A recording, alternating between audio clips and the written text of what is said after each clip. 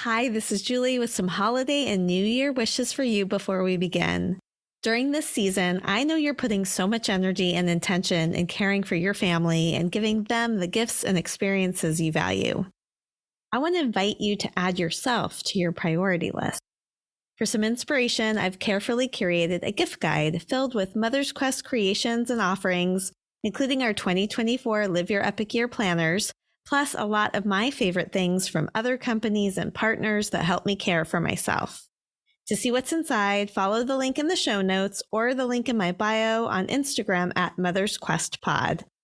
I hope this upcoming conversation with Revolution from Home's Beth Berry and the gift you pick yourself from the guide can help you add some long-burning logs to your soul fire, something you'll hear Beth share more about in the conversation ahead. Now, onto the show, the last of 2023 with Beth Berry.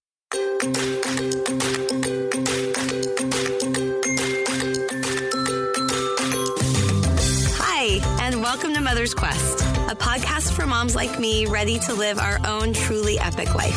I'm Julie Neal, a life and leadership coach, community builder, writer, and mom to two high-energy boys who challenge me to grow into my best self. I'll be right there. Where was I?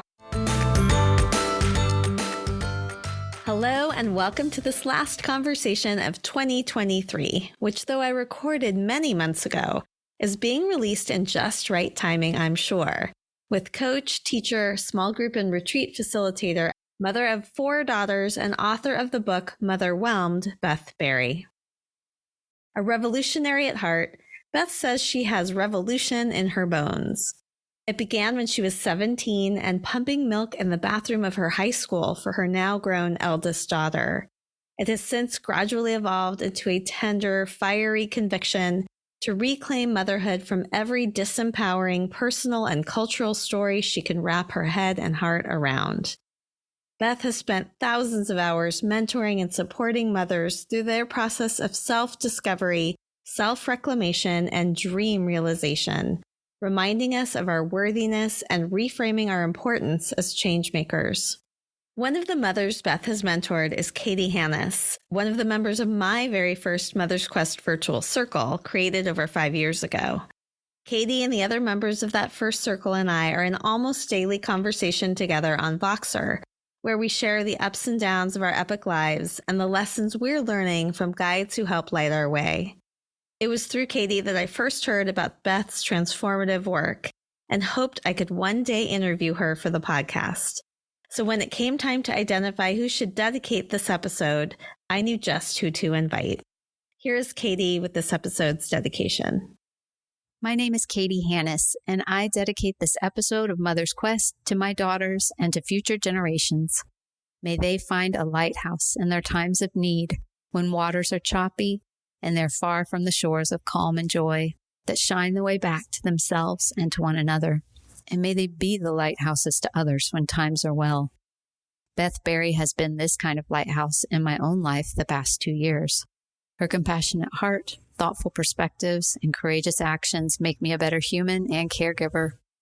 To put it simply, Beth mothers other mothers. She teaches us to recognize and to honor the critical and almost always unpaid roles that we all play in holding up society, and to reclaim our lives, to find one another, and to acknowledge the realities, obstacles, and institutions who would prefer that we all just stay quietly in our places. Beth and Julie, thank you both for your light. I'm grateful for the ways that I found your work right when I needed it most, and the way each of your gifts trickles through me into my daughters' lives and gives them a sturdier foundation for navigating the world and the roads ahead of them. To my daughters, I offer you and all listening a meditation that I learned from Martha Beck years ago and hold close to my heart, especially in times when I most need a lighthouse. May you be well. May you be safe. May you be peaceful and at ease. Thank you, Julie, for inviting me to do this dedication and for helping share Beth Berry's important work with the world. Thank you, Katie, for this beautiful dedication, for the lighthouse you are to me and so many others, and for making this episode with Beth possible. Building deep relationships among mothers is something Beth invites us to explore as her challenge in this episode. Without the web of connections that used to come in the form of a village, we blame ourselves when we're unable to live up to superhuman standards with subhuman levels of support. Beth also offers a beautiful opportunity to invest and care for ourselves through tending to what she calls our soul fire, a representation of the things that restore and sustain us. She invites us to think about how we can add not just quick burning kindling to this soul fire, but the big logs that can burn steadily. I hope this conversation can be a spark for you to put yourself at the center during this holiday and New Year's season. Commit to building rich, meaningful connections with other mothers where you live, and add some long-burning logs to your soul fire. In so doing, may 2024 become a year for a revolution and reclamation from home of your own. I'm Julie Neal, and this is Mother's Quest. Beth, welcome to the Mother's Quest podcast. Your work is so powerful and your words so clear, your message so clear. I knew I wanted to bring you on this season, and I'm so grateful that you said yes. You're my first interview of season 8 of the Mother's Quest podcast. Yay. I'm so honored. Thank you for inviting me, Julie. So the first question we're going to delve into is one I know you've thought a lot about. I have your book, Motherwhelmed, and I noticed that one of the sections you talk about our mothers' hand-me-downs and the way that our mothers have shaped a lot of our own beliefs about motherhood. So I'd love for you to tell me a little bit about your upbringing and the way that your own mother has shaped who you are and also what you're on a quest for today. Yeah. So my mother has shaped me in many, many ways, as is probably the case for most people. My mom, I think going back just a little bit more, my mom was one of the kids of this generation that was lucky or unlucky enough to be the sort of the guinea pigs for foods, quote unquote, like Spam and convenience, highly convenient store-bought foods. And she helped raise her siblings, and her mom worked really hard. Her dad was away a lot, so she was the eldest. And from that place of being a parent to her siblings in a lot of ways, and then eating a lot of foods that didn't do much for her, she sort of rebelled from that and got really into gardening. So she was an avid organic gardener my whole life. And so that had a huge impact on me. I saw her be really joyful in the garden more than any other place in our lives, for sure. My mom was very much a homemaker through and through, still is, loves that role, is really good at it. I would also say that throughout my life, it's been a bit of an escape for her. And I now understand in a way that I didn't necessarily when I was younger, but I get it now. She's very introverted. And that was where she would find her peace and solace, especially in the garden. And so she was very involved in our early childhood upbringing. And I would say that I feel really grateful for the sort of wholesome example that she set for me. She was always crafting and making things. She's very talented, cooking everything from scratch. And another impact of that was that it set these really high standards for me, and that I tried to uphold in my own early mothering and even go beyond. And those high standards were a bit of a challenge for me in other ways. Over time, anybody who's read my book will know that I really burned out with that level of idealism and trying to uphold all of these standards and values. But she absolutely gave me an example of a wholehearted, handmade life. And I'd say that that's always been the biggest impact that she's had. I would also say that due to some of her own, who knows, in her own story, I would say that there was a little bit less in the way of emotional support growing up. But I didn't know that as a kid. I just became introverted and took care of my own emotional needs or repressed some emotions. And that was just normal. It's not been until my adulthood that I've started unpacking that a bit. I'm having this really clear picture of her and what I've learned about you and so many of your gifts, how much she laid the foundation for you. Or if we're going to take this metaphor around the gardening, like how there were a lot of seeds planted for a lot of the passions that show up in your life, but also some seeds planted for ways in which motherhood became overwhelmed with expectation. And I'm curious if there were any seeds that she planted in you that enabled you to start to overcome that feeling of overwhelm and step into what you name as a revolution. I would say that I see and have always seen a bit of a fierceness under my mom's veneer of good girl, quiet preacher's wife. That's the role. And underneath that, she's got a fire in her. And I've seen her my whole life try to follow the rules she thought she should follow, particularly around those that were related to her Christian beliefs, but also reach a point where she could feel the injustice of so many things. And I watched her get really angry. She'd hold it together and then snap. And that would mostly just look like a freak out and I now understand, there's like only so much she could bear. There were a lot of challenges. My youngest sister is severely epileptic, and that she had constant caregiving as a part of her mothering experience. And so I really see that she felt the injustice and she felt the lack of support. She didn't have words for any of that, but it came out. And that was impactful to me. And I would say mostly in a positive way, because I needed a way to make sense of the rage that I was starting to feel as a younger mom.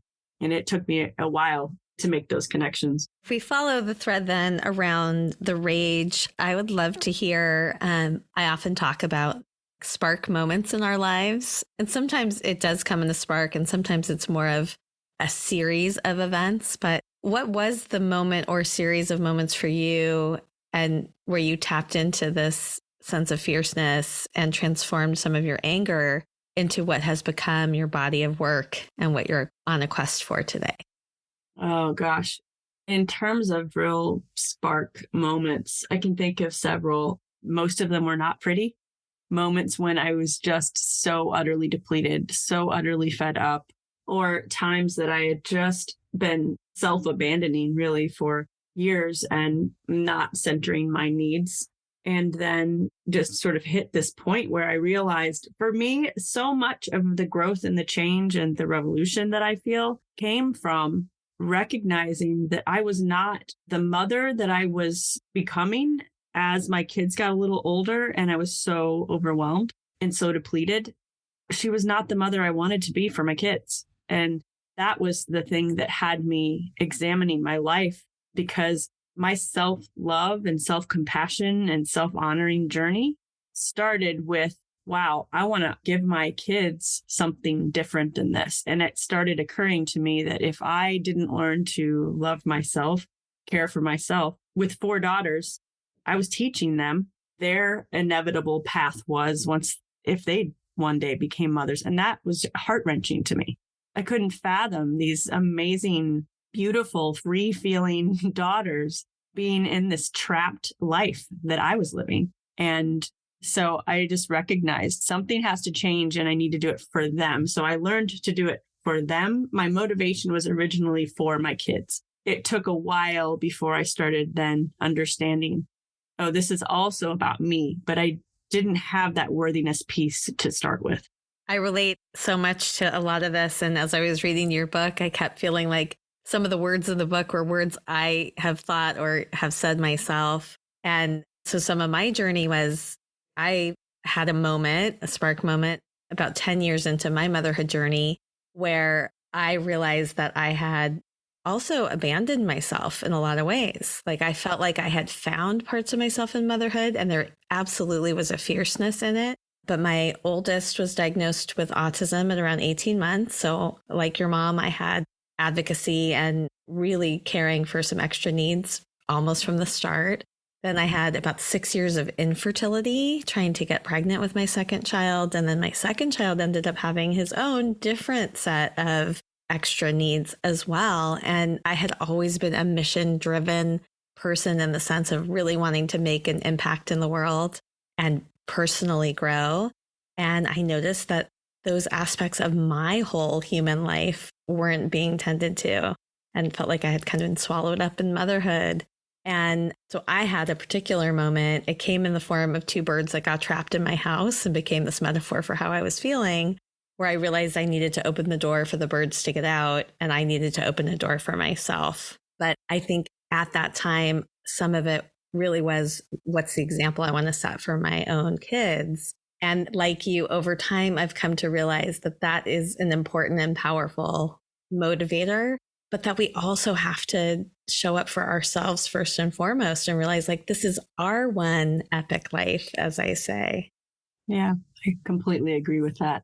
I do think that it's probably true for a lot of us that the path to that sense of worthiness and I am deserving of an epic life often does come through first learning what it is to love so fully through motherhood, and then recognizing, oh, wait, if I love them this much, then is it possible that I'm also worthy of this level of love from myself? I mean, it was a real process for me and it took some time. Some of that too, for me, was rooted in the challenge around that was rooted in the ways, the dogma that I was steeped in growing up around being utterly unlovable and sinful at the core. And so that really, because I do consider myself a spiritual person and I was really spiritually hungry as a little kid, like I ate all that stuff, that I deeply internalized the message that at the core, I'm evil and I need a savior.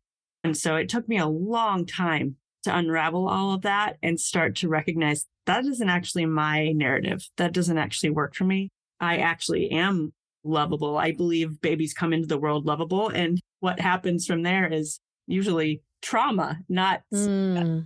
That's my own perspective. Yeah, so powerful. And in the book, I noticed you use the term self-mothering. So I imagine that some of what you're describing is this way of actually bringing the care and the perspective that we hold about our children and shining it on ourselves. I have a lot of curiosity about how you do that. I'm going to save that for a little bit later because I want to start to move us into exploring what I call the epic guideposts. I mentioned that living an epic life for me became the metaphor. It was the commitment I made when I opened the door for the birds and decided that was a metaphor for my life, that we can step back into being the author of our story and say yes to our own heroine's journey. And then I also realized that EPIC became an acronym mnemonic for the guideposts that I think can help us to live that kind of life when we're raising our kids. And that framework has become the foundation of my podcast conversations and my own circles that I facilitate and some of the things that I've written and put out into the world. So I would love to get your insights about how these guideposts show up in your life. All right. The first one, E, stands for engaged mindfully with our children. What would you say have been some of the key ways that you've been able to engage mindfully with your daughters? And I'm especially curious about this narrative that you had to unlearn in a lot of ways. Were there some specific ways in which you helped your daughters to see themselves as lovable? Yeah. In terms of mindful engagement with my kids, I started off very much feeling I was very intuitive about motherhood from the beginning. I started my journey as a mother when I was 17 and classic preacher's kid style. And I knew right from the start, like I just felt this such a strong connection to my daughter.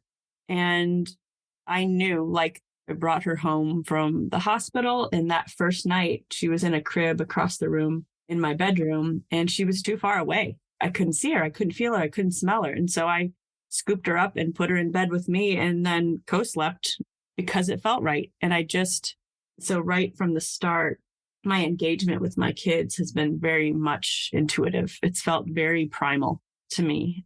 And so that's been such a beautiful thing. And also one of the biggest challenges for me is because I believe that when we are that attached to our kids and baby wearing and co-sleeping with all of them for a long time. So to be that connected to them without a village, without a community of people who are also connected to our kids, I think it's one of the recipes for burnout that so many people are experiencing. We've got this really strong drive to nurture and give our kids the very best and be intimately connected with them. And yet when they become that deeply bonded to one person instead of a community of people or a larger extended family of people, it can be really a lot for one or two people. So I would say that part of it is that there was that intuitive engagement. And then as my kids have gotten older, I think one of the main gifts that I have given them is I've always seen my kids and talked to my kids as if they were humans, not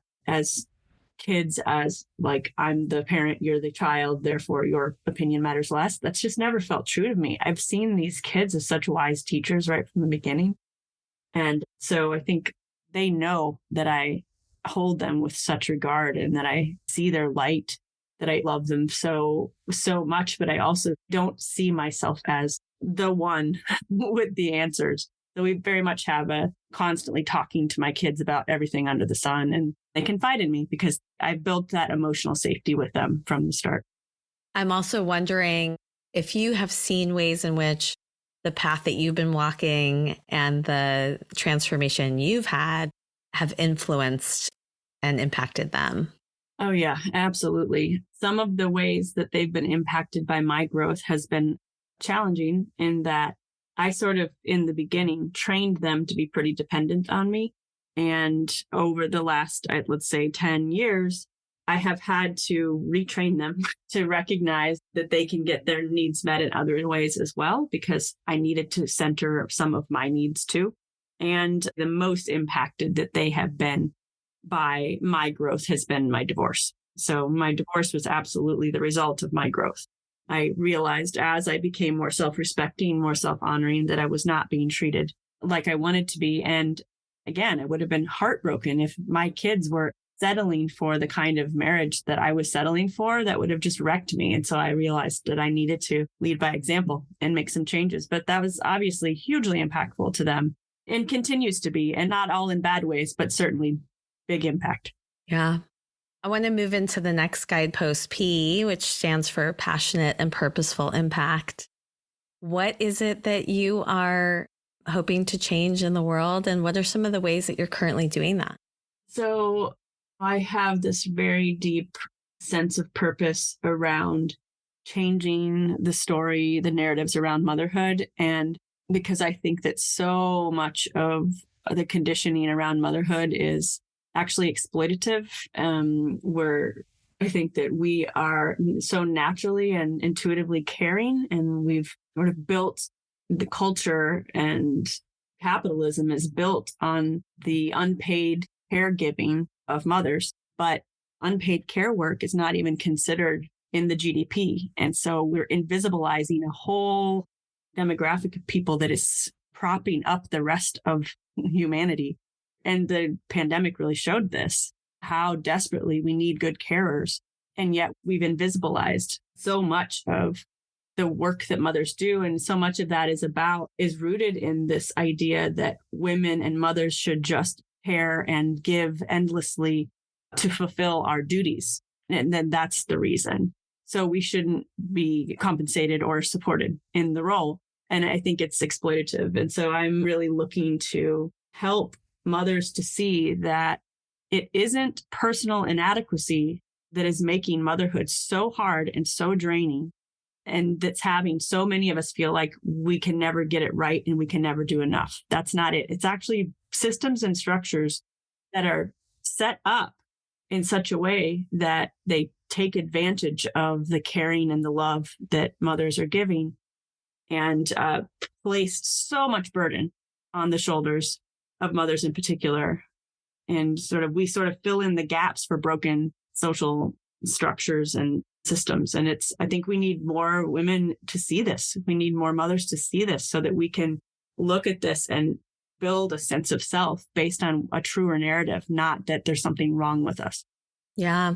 Everything that you're naming is so powerful and it's so much bigger. I really appreciate you holding the larger lens for what impacts what our daily experiences are as mothers. And I'm also thinking about a recent podcast guest of mine, Eve Rodsky, who wrote the book Fair Play and the documentary. I'm curious if you know her work. Oh, yeah, definitely. I've drawn from her work a lot in my own. Yeah. So one of the things that was really powerful in my household is I watched the documentary with my husband and my youngest, who's still at home with me.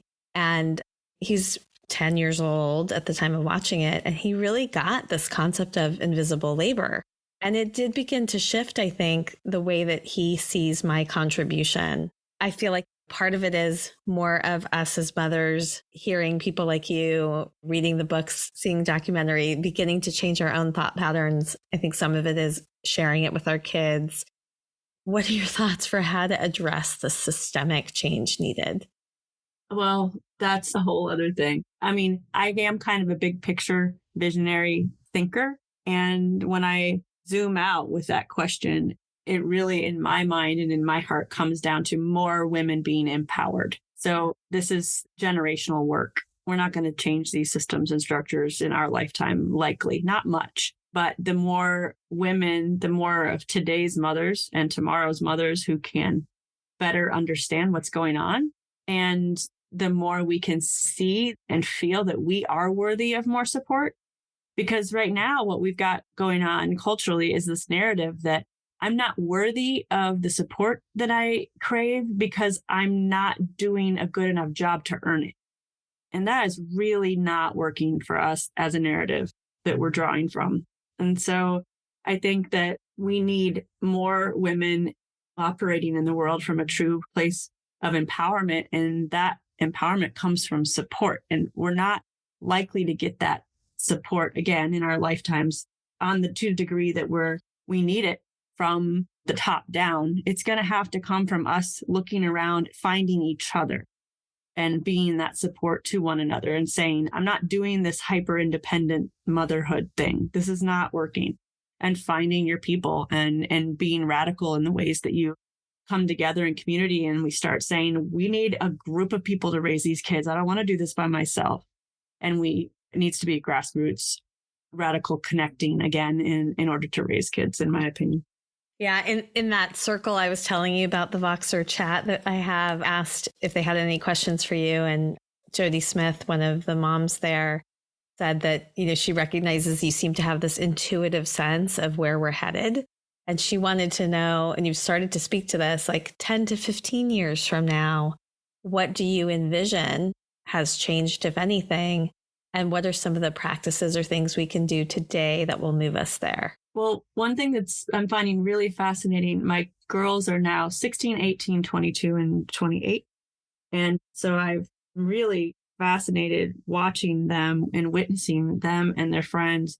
There's a bit of a sense of entitlement in this generation that is problematic in a lot of ways. And I think it's actually going to work in their benefit in some ways. Like, I can already tell you that a lot of my kids' friends are going to go, and when they're hit by motherhood, they're going to be like, this is messed up. They're not just going to come into it and be like, oh, I guess I'm doing it wrong. They're going to look at it and be like, what? Are you kidding me?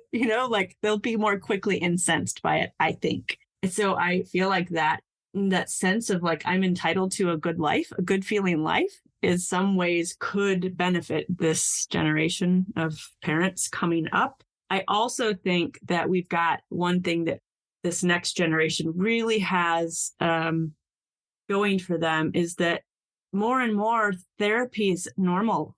Like, all my kids have therapists. Their friends have therapists. They talk all the time about like, who's your therapist? And your therapists do EMDR. And are they into somatic work? Or are they just doing cognitive behavioral therapy? And like, my kids talk about this stuff.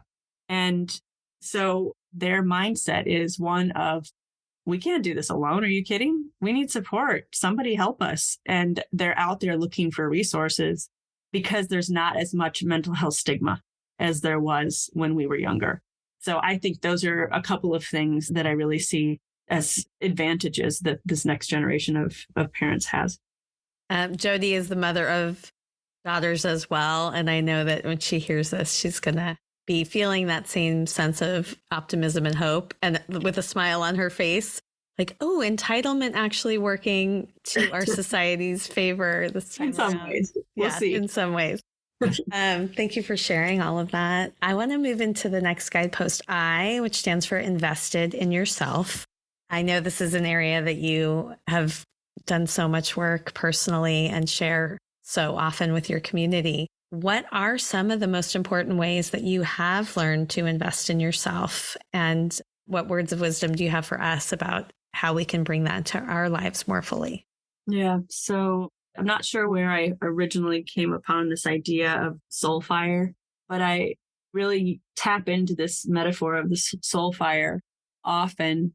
And the idea being that I believe there's this essence within us, this life force energy that we're either tending to, like a soul fire steward, we're stoking the fire, or if we are not actively tending to this life force energy, the soul fire, that it has to be tended to in order to glow, to burn bright, in order to consistently be providing the heat and warmth and light that we need to live an epic life. And so I have learned over the years what are the fuel sources for my unique soul fire, because it's different for everyone. And then what compromises my soul fire? So what is the metaphorical rain on my fire? What in my history has felt like someone just took a fire hose to my soul fire and then I had to rebuild it back up? And I often see that as sort of the impact of trauma. And what do I need to do to keep my fire consistently lit? How do I become a good soul fire steward? One of the things that I see so many mothers doing who are on a growth and healing path, they are starting to wake up to the fact that they have to take care of themselves if they're going to stand a chance at the long game of motherhood without burnout, or just the long game of life.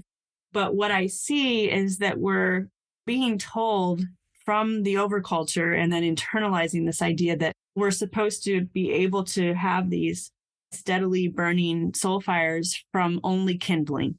And that's pretty much all that most people who are trying to get some self-care are. It's like more kindling. And then we wonder, then it burns out again. Like the person who takes 2 hours on a Saturday morning away and half that time is spent in the car driving to wherever they were going. And then they come back and they wonder why they still don't feel satisfied. And I think it's because that's a good example of throwing some kindling on the fire, which is great. And it just doesn't burn very long. So we've got to figure out what are those logs for us? Like what would be a steadily burning log on your soul fire? And or how can we make those branches fatter? How can we do more than just throwing the occasional kindling on the fire? That's a really hard thing to do when you've got little kids at home and not as much support as you need. And again, we are not set up as a society to support mothers well. So most of us don't live with grandmothers or aunts and uncles around. And a lot of us hardly even know our neighbors because there's so many reasons for that. So we've got to start understanding. So for me, one of my logs, if you will, is emotional safety. And when I feel emotionally safe in my primary partnership, and I did not feel this in my marriage, and I didn't have language for this again back then, that's a log on my soul fire.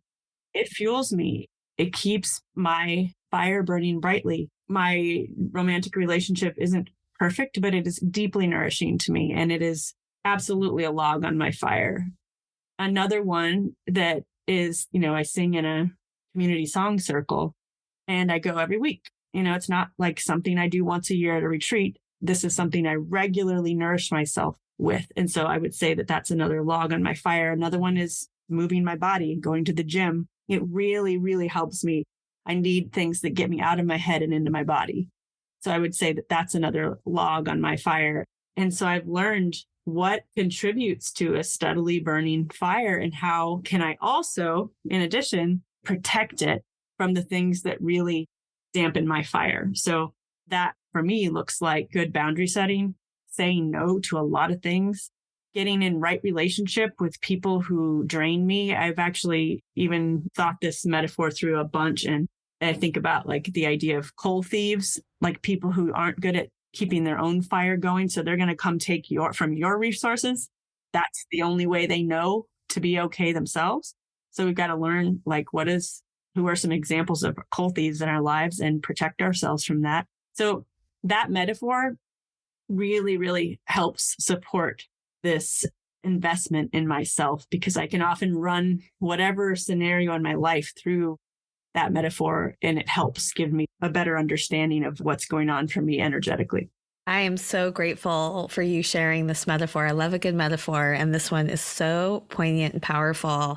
And it's making me think of Mother's Day time every year for the last 5 years, inspired by a podcast interview I had with also an amazing mom, Graham Seabrook, who has brought a lot of these same themes to light in her work. We started something called the Manifesto Challenge. And the idea behind it is around Mother's Day, what would happen if mothers around the country and the world, I know some moms celebrate Mother's Day on a different day, but if we actually use this opportunity to reclaim ourselves and declare how we want to live our lives, especially while we're raising our kids. And so this year I've been already thinking a little bit about like, what should I always do like a slight variation or deepen my manifesto in some way. I think I'm really going to commit to working on fleshing out my logs. Like, what is my soul fire and what are the things that can help me have that burning more consistently and brighter, and identifying what's the metaphorical rain on that. So thank you so much for sharing that beautiful Absolutely. metaphor. And for anybody who wants more on that, it is a chapter in my book. I kind of go into that in greater detail. I love it. Well, this brings us to our last guidepost, C, which stands for connected to a strong support network. This guidepost is about the relationships, the community, the peers in our lives, also our mentors and coaches. I definitely want to hear about how you learned to build community. And I think you use the language, re-village. But before you move into that, I'm also curious, who are some of the guides or coaches or thought leaders that helped to influence you and support you on this change-making path? Mostly they've been authors, I would say, because I love to read. Off the top of my head, Clarissa Pinkola Estes, Women Who Run with the Wolves. That was a really influential book for me. Belonging by Tokopa Turner. A lot of reading around complex trauma. Pete Walker's work, I would say. Kimberly Ann Johnson, The Call of the Wild.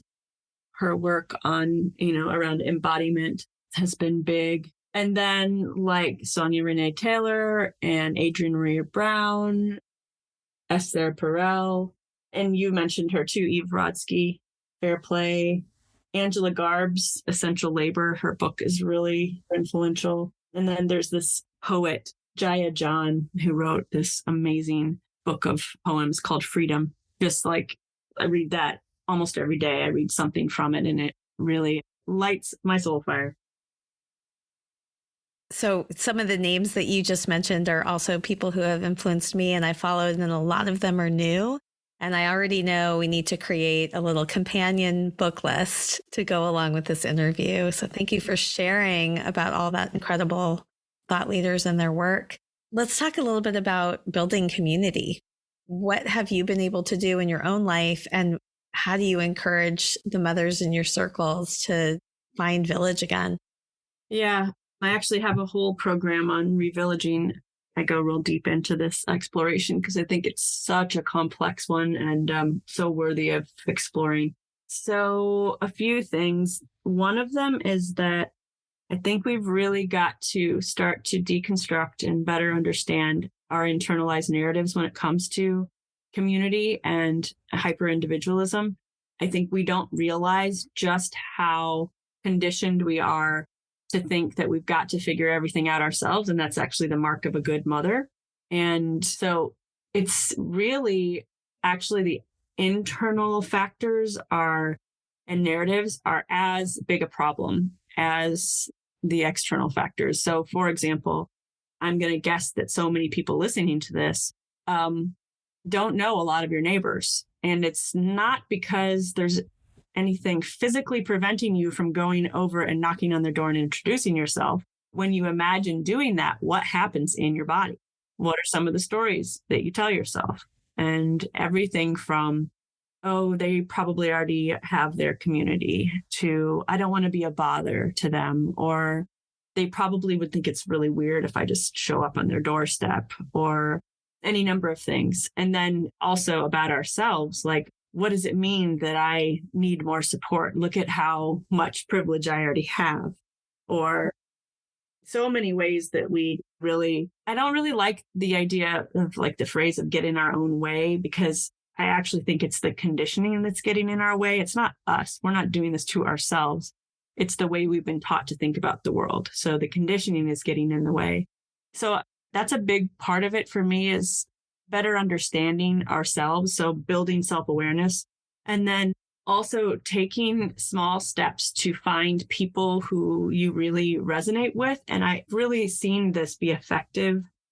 It can sometimes be challenging and intimidating to find our people in our local community at first. So if you are living in a community that you grew up in and you're sort of busting out of a lot of the ways of thinking of the community that you grew up with, that it can be really hard to have the kind of conversations you want to be having with the people you've always been in conversation with. So I think finding the people who want to be having the kind of conversations you're having, and sometimes that's easier online at first, and developing, being a part of a women's circle, for example, online, also then helps to meet a set of needs for you, so that as you are braving new connections in your local community, you don't have quite the intensity of need or the sense of desperation. So that next time you meet someone at your kid's school playground or whatever, you're not feeling in your body like, oh, I really need this friendship to work out. I really need this person to be the one, because I need a best friend, or I really need this kind of support. So it takes some pressure off if you have a need, for example, for contemplative conversation, or to be having these kinds of conversations where you're deconstructing social norms. If you're doing that in a virtual space with a group of other people who are also interested in that quality of connection, then you can be a little more curious about, what is this particular connection with this particular person? What does it want to be? Not what do I want it to be? And then to find that right relationship without this sense that I need it to be this thing. So I think it can really take some pressure off of those relationships to have a hybrid of virtual connections and also in-person connections.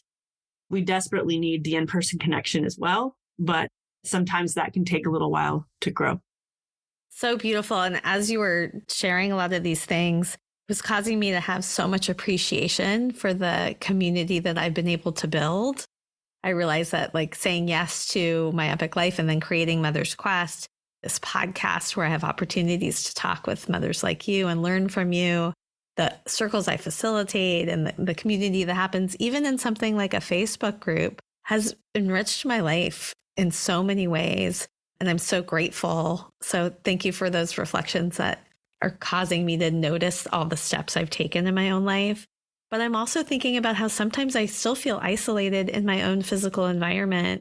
And as we move into the part of the conversation now where you can offer me and anyone else who wants to say yes a challenge, I want to acknowledge that in addition to doing the work around Soulfire, I think I want to commit to knocking on a few doors in my neighborhood, like even starting with my next door neighbor and seeing if I can start to feel a little bit more connected and rooted right outside my door. Yeah, I think it's a beautiful thing to play with, to experiment with, and to just stay curious about, have an open mind about. I think it's a really good idea. And in terms of a challenge, I would say that I would challenge people to examine what's going on in your body and in your narratives anytime you feel like you're not doing enough or you are not enough. That if you can slow down in those moments and take a little time, take a little space to ask yourself, who benefits from me thinking that I'm not doing enough right now, even though I'm running wild? I'm running around frantically all day. I'm still not doing enough. Who benefits when I believe that story? And then who's harmed by that story? And to really start to understand that there's a reason that most of us feel like we're not doing enough. And it's not because we're not doing enough. It's because when we are conditioned to think of ourselves as primarily producers and consumers, we keep the system going as it is, and we uphold the power structures. So the more we can start to understand what needs am I trying to get met by overfunctioning? How do I really want my life to feel? And is this overfunctioning the best path to getting there? Or might something else be healthier, more self-honoring? And then what capacities do I need to build within myself in order to try something new, to try a new way of self-soothing? Because overfunctioning is mostly about self-soothing. We're trying to feel less anxious. So yeah, the challenge would be to examine what's going on in those moments when you feel like you're not doing enough. And then if you want to take it a step further, if your child were in your shoes doing all the things that you are doing and trying to uphold, would you tell them that they too are not doing enough? And let that be a measure for you. I had an intention before we started to record, and I realize I haven't asked you about this yet, but I think it ties into this challenge or invitation that you have for us around the importance of slowing down and rest. I consistently, every New Year's, it's like the commitment is, I'm going to get more sleep. I'm going to get more rest. I'm going to create more space in my day to be quiet and just like have some meditation or even just lie on my back for a few minutes. And it continues to be challenging for me. What can you offer us that can help us start to reframe or make some progress around bringing more restfulness into our life? Yeah, so I have a Post-it note right by my computer. I don't know who originally said this, but I heard it somewhere. A well-rested woman is dangerous. And that's my primary motivation for staying well-rested, is that I know I can do better work. And I don't mean the producing and consuming type work, my soul's work, what I know I'm here for. I know that my thinking is clearer. My sort of the path to my heart is clearer. My creativity is greater. My ability to hold space, to connect with those. Basically, I have more ability to live from my values, the better rested I am. And so that's really my motivation. I want to be my most vital and vibrant self. And that requires that I'm well rested. So to me, connecting rest to your values, so much of my values are around change making and help and freedom, helping people feel free in their lives. And I just can't do that. I can't do it in integrity if I'm not well rested, because then I don't feel free. Okay. I know I'm going to be writing that Post-it note to myself and putting it on my computer too. I'm thinking about John Lewis and the expression good trouble. So dangerous in the best sense of the word. Yeah, absolutely. Well, Beth, thank you so much. This is our opportunity to close out with acknowledgements and share any new insights or anything in particular that you're appreciating after this time that we've spent together. I'd like to start and say, I'm just really noticing how much all of your work and your stories and the concepts and the frameworks that you offer really seem to be getting at the roots of why we are motherwhelmed, as you would say, and leads us on a path for how we can emerge into something that is just much healthier for all of us, for our kids, for our own whole human selves, and for the society and the culture that we're trying to create. So thank you for the depth of your work. I'm also leaving with the metaphor around soul fire, just feeling so powerful and something I think is going to stay with me for a long time.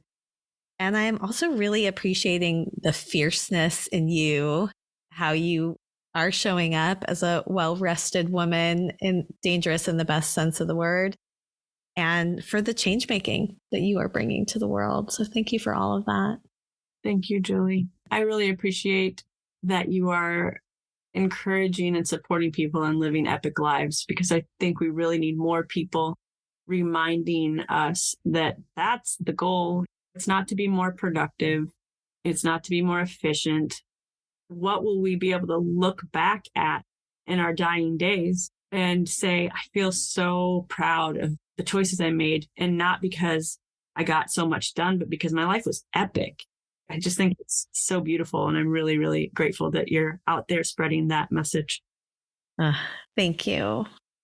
Beth, thank you for all of those words. I noticed I was getting teary listening to you, because it was making me think of all of these moments that I have created since saying yes to myself and opening that door that have brought all these moments that I know I will look back on and feel like I was living the fullest version of my life and showing up as the person that I think I'm meant to be. So thank you for holding that mirror for me. As we close, I wondered if you have the book handy, if you might share with us something from Jaya John's book, Freedom. Maybe it's the passage that you read for yourself today. You said it's a daily practice, or maybe it's one of your favorites. I'd love for you to close us out with some of those words. Absolutely. I'm just flipping open to a page here. And so these are just short paragraphs. I've actually got two here that seem really fitting. Extreme individualism is an instrument of oppression. It creates existential anxiety, fear, insecurity, greed, and the lust for false power and false control.